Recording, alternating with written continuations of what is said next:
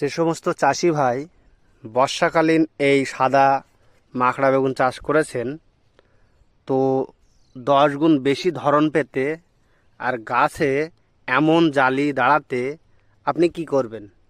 সর্বপ্রথমে আপনাকে সর্ষের খোল সর্ষের খোল 200 গ্রাম 1 লিটার জলে ভিজাতে হবে।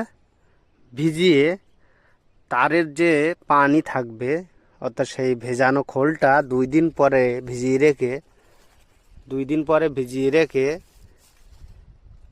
আপনার সালফার 80% সালফার একসঙ্গে গুলে গোড়াতে নরম মাটিতে স্প্রে করতে হবে। এমন কুড়ি আসবে, দুরন্ত এমন কুড়ি আসবে, আর ফুলে ভরপুর হয়ে থাকবে। আর ফুলে প্রত্যেকটা গাছে এমন পাবেন, হেভি ফলন ধরন আসবে। প্রত্যেকটা গাছে এরম ফুল, আর এরম ফুলে সব পাশ কাটি দেখেন আর কুড়ি দেখেন প্রত্যেকটা গাছে। তো অবশ্যই আপনি এটা অ্যাপ্লাই করবেন আজকেই। তো এই ছিল আমাদের বিশেষ ভিডিও।